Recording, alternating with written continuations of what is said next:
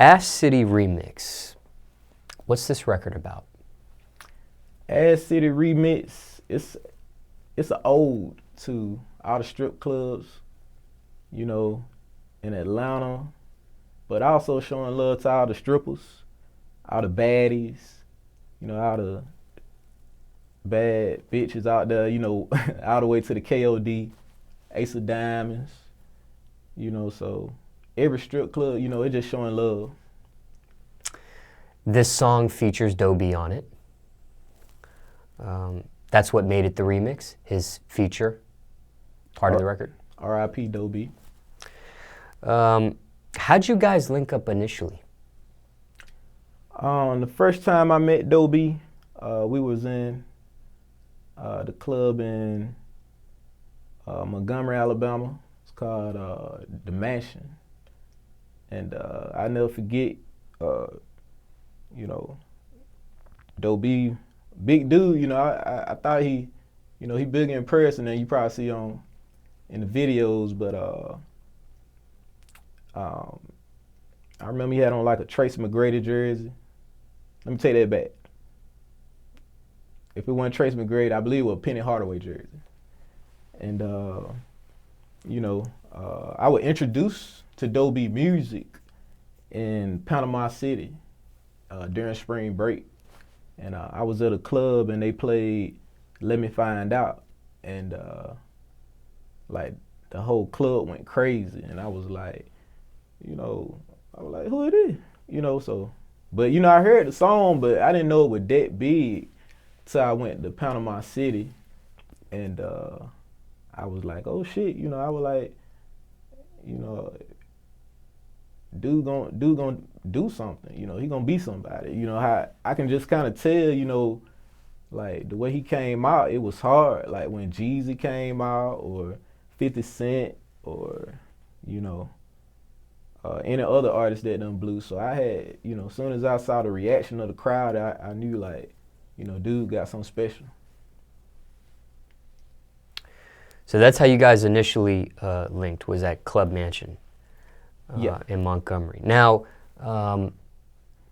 when you came up with the remix, was that your intent, was to add him specifically on there? Or was it like something spontaneous or a suggestion that had come up like, yeah, we should put Doe B on this? Yeah, see, the thing, some people think they know the story, but they actually don't. You know, me and Doe B recorded at the same studio, and his producer, you know, manager, Bow, shout out Bow, down at Mixology. I always told Bow, you know, I said, hey, if I can work with Doe, that'll be great, you know, just let me know. So, Azz City was a hot song I did at Bow, and it was doing well, you know, it was on my mixtape, The Thirst Trap, which it was doing really well, and I told Bow, I was like, yeah, you know, let pretty much, you know, Doe can pick whatever song he want to hop on, and he hopped on Azz City, and one day I came in the studio and he was like, hey, Doe hopped on your shit, you know, and I was like, oh shit, you know, so I heard it verse and it was snapping, and he was like, Doe was like the shit was hot, so you know,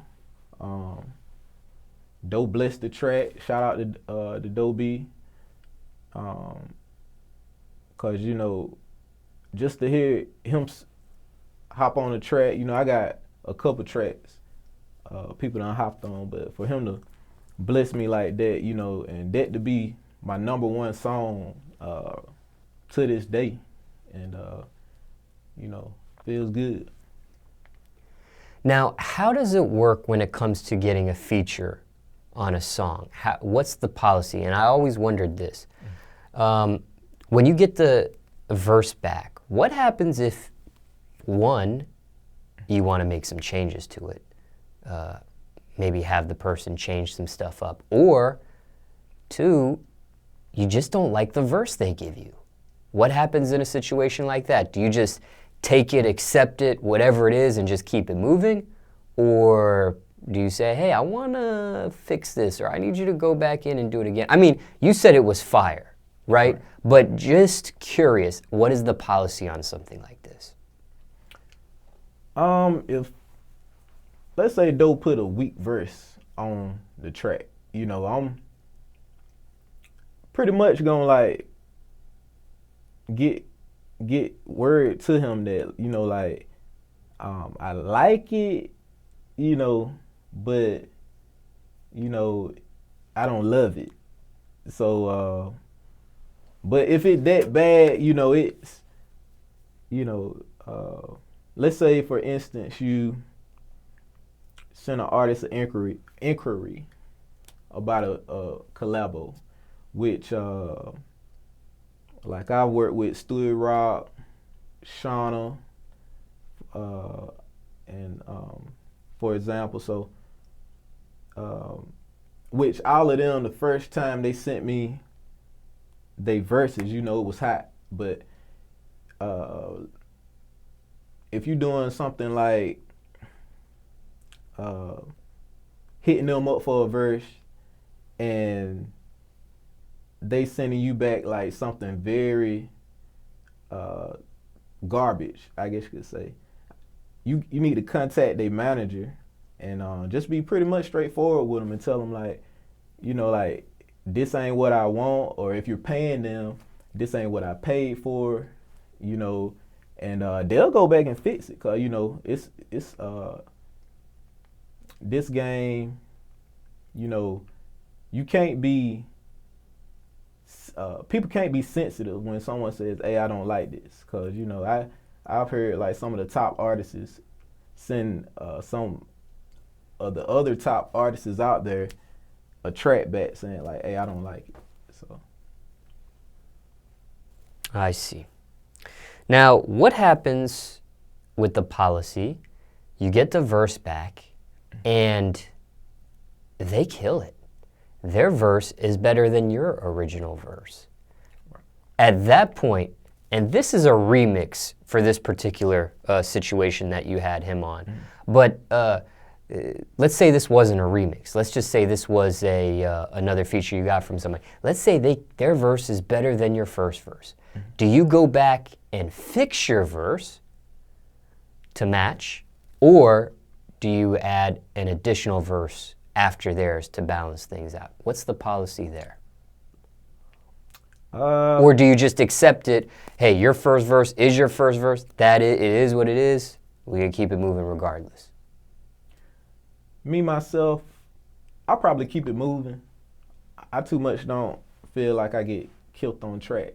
But if I've seen people get murdered on tracks. And when you get murdered on a track and you plan on putting this on the radio and putting a lot of money behind it, if you feel like you got outshined, I would suggest you go back and get it at least up to par with the other verse. So I would say go back and redo it, and you know, cause it's your song, and you the one got to go perform it, and you know, once it hit the radio, you don't want like the DJ skipping your verse going straight to like the other person's verse. So you know, so I would say go back and fix it. Is that cheating? In my opinion, it isn't. But you know, to far like the rules of the rap game, it's you're right. It's cheating. It's cheating. But you know, it's especially if you go back and redo it and you done killed them, and they like, oh, you know, now they feel some type of way that you just went back and, you know, annihilated them on the song. So, you know, which that happened to a lot of artists, you know. So especially for instance, I was just thinking about the song with T.I. and Luda, and then I think Luda came behind Tip and or Nicki coming behind Cardi B, people feel some type of way like, they got to hear what I did and then go back and say, okay, I can top that. Cause once I hear what you did, any artist should be able to top it, Now, when Doe did his verse to your remix, he had heard your entire verse or just the hook? He heard my entire verse and the hook, yeah. Okay. Now,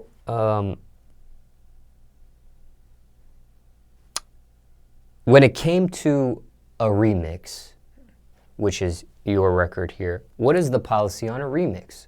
I've heard some remixes where an artist, and it's their song, will switch their verse up. So it's a fresh song. You're getting a new verse, same beat, new verse, from the artist it's originally sung from, and you get, of course, the feature who's on the remix. And then some artists will keep their original verse as part of the remix, and you just get the additional features of whoever it is on that remix. What did you do with this particular remix? Did you keep your first original verse? With this one, or did you do a new one? Yeah, I did a new first verse.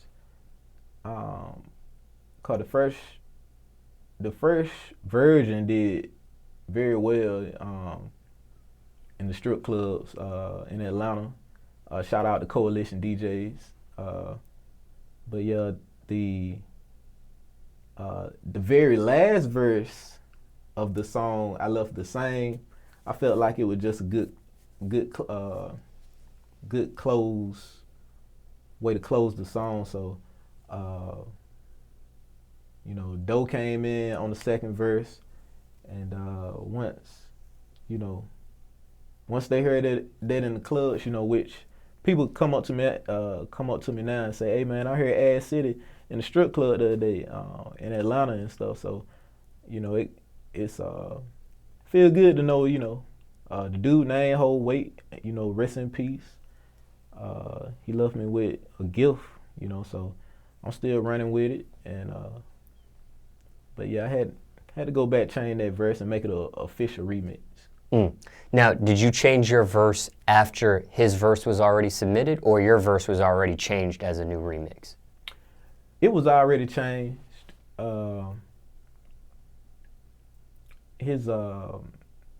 Cause actually I did two versions of it. I guess you could say I did I did two versions of my first verse, and I think I did two versions of my second verse. So I guess you could say, but the last verse stayed the same. And when I got the track to his producer, I told him, I guess he played that second version, which, cause I don't know what made me go back and change the song, but it was something about it. I guess I had another verse in me, and I was like, I was planning on doing a remix. Now that I think about it, I planned on doing a remix, so I did a second version. So he, I didn't change nothing after, but dude killed it. He killed it.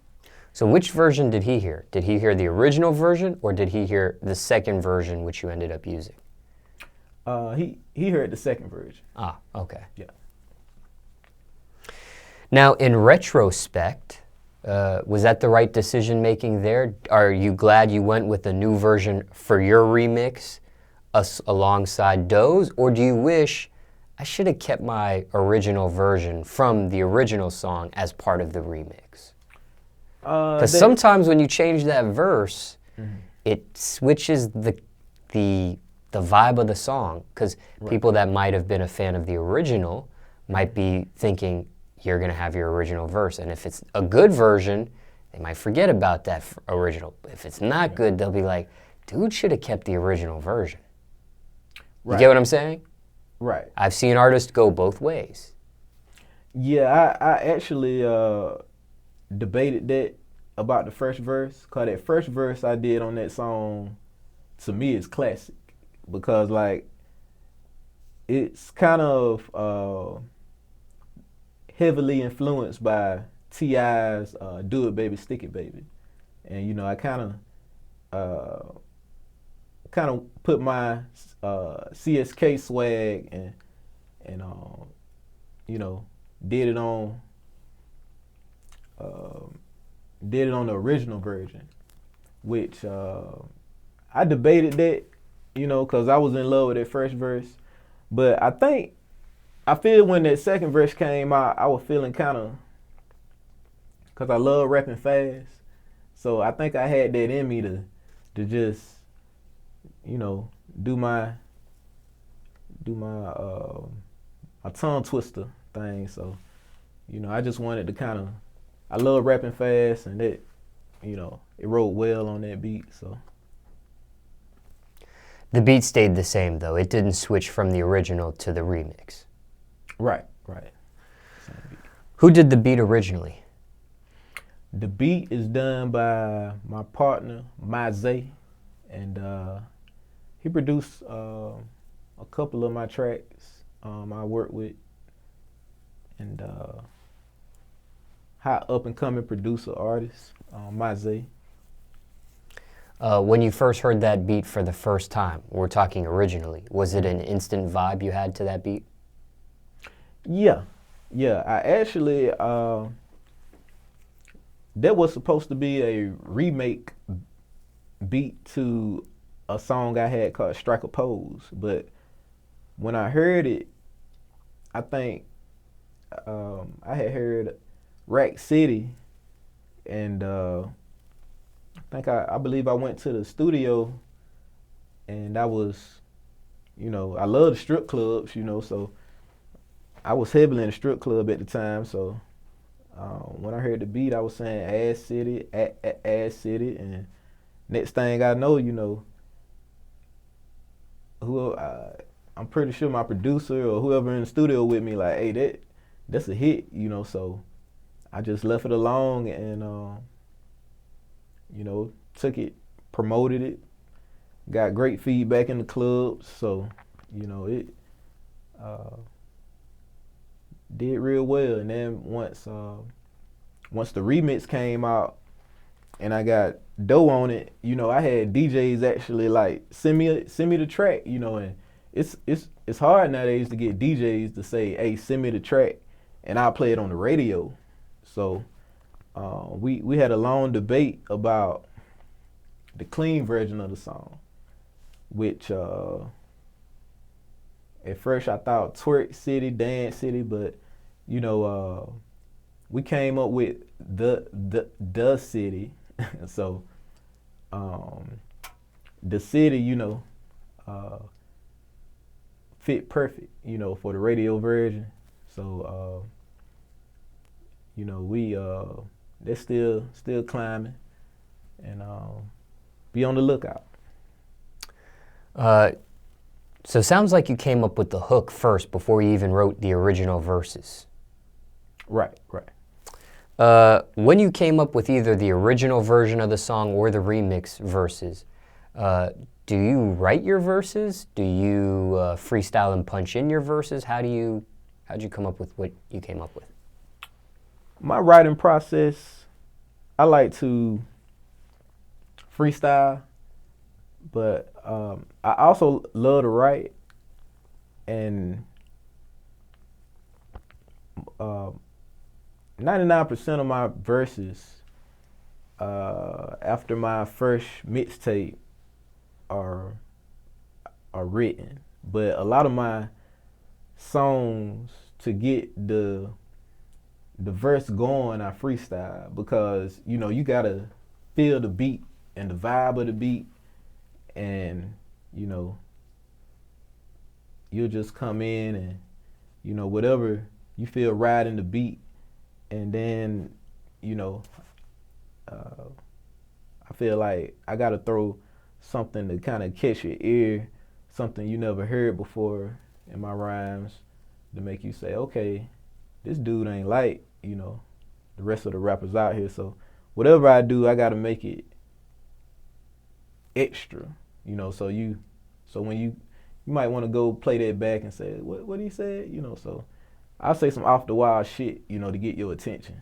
you know. So, but yeah, I usually write, and it might be something come to my head. I might be watching TV one day, and somebody might say something on TV, and I'm like, you know what? That'll be a great starting verse for this song, you know. So it's kind of an ongoing process because I take my time writing my songs. I've learned that when you rush songs, that you know you get what the time you put in, that what the outcome is. And me being an indie artist, you know, whatever I put out gotta be high grade. So From start to finish, how long did this remix take to complete? the remix was very quick. I think I mentioned it to Doe manager, and they got back with me pretty fast because I was like, hey, if you can get them on the song, you know, just let me know. And probably with the next week, or I'm not sure if it was the next 2 days or so, they gave me a call back, say, hey, he done hopped on the song. And I was like, oh, I thought he probably busy. But at the time, you know, I learned Doe put a lot of work in the studio. So me and him going to the same studio, it really, I'm pretty sure it wasn't enough for him to just knock that out real fast.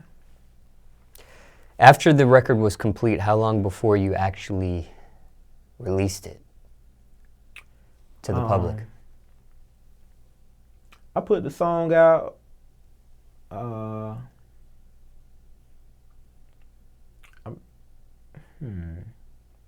I remember that was 2013, I believe, when he passed away.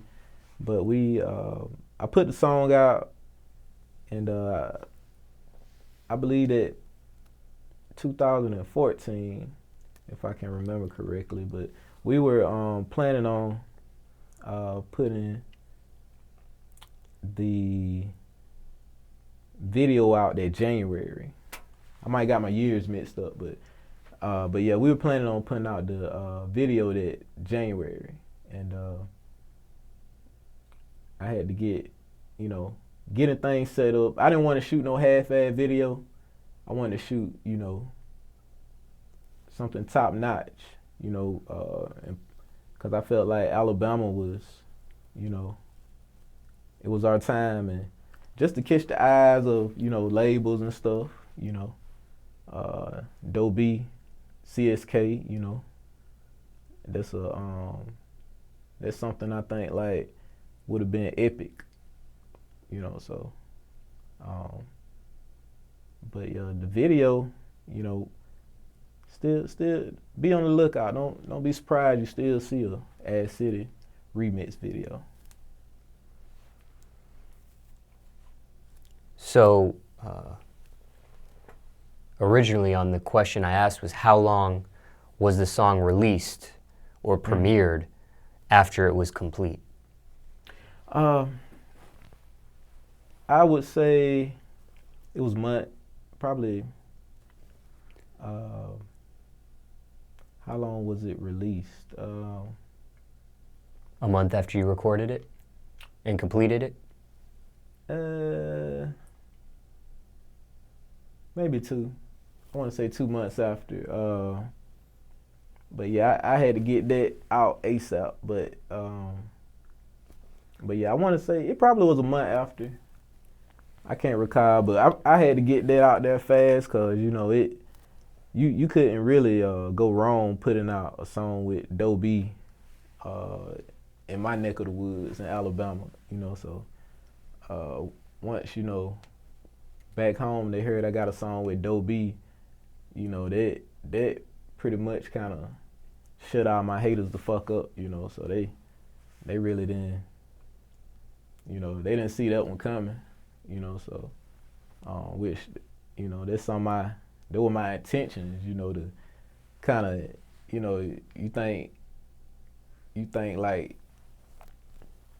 people think like they know your situation and what's going on with you as an artist, and then it's like, you know, here, take this banger, you know, right when people think you down and out, you know, it's like I'm just getting started, you know, so that's just my mentality, you know, to prove people wrong, you know. I heard this, one of the greatest things in life you can do is prove people wrong, and you know, there was one thing that, you know, I got blessed to do with Azz City remix. How'd you premiere it? The premiere, I dropped,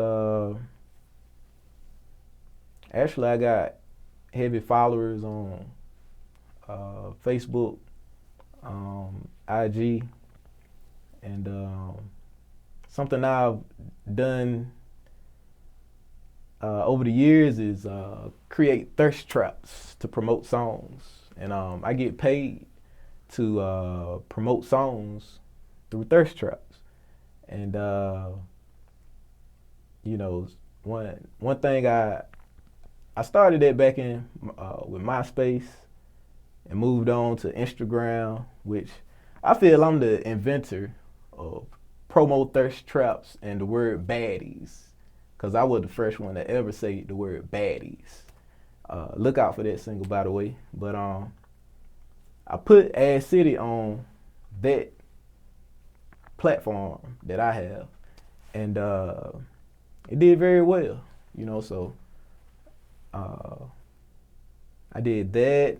I also debuted it at Pinups, and shout out Pinups, putting Azz City on their website. Also linking up with, you know, Coalition DJs. Shout out Miss A-Town, you know, down here in ATL. So, you know, we you know, been doing pretty good with the release. So, you know, but yeah, I feel like one thing I always wanted to do with Azz City is get it on the radio more, and I've had it on Birmingham radio, so, you know, it's time for me to get it out here, you know, because a song like that with a explicit content, you know, the clean version was like something we had the hardest thing getting, and you know, we got that now, so, you know, no excuse now. Got time to go and get that, you know, running through the radio, BT jams, you know, whatever I got to do. So. You came up with the term baddies? Yes. How can we verify that?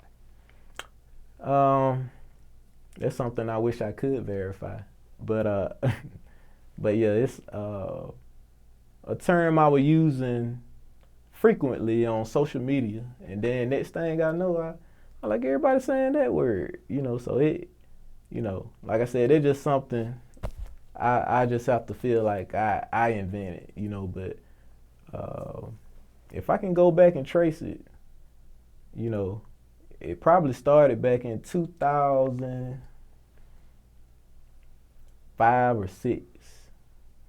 I'm not sure when the first person said it, but I know I've been saying that since like college. Because you said you invented it, right? Yeah. Well, that means you would be the first person that said it. Yeah. Yeah. Cause I believe the word came up to me, you know, folks were saying, "Oh, she the baddest," and all this. I was like, "Oh, there go a bunch of baddies," you know. So, but yeah.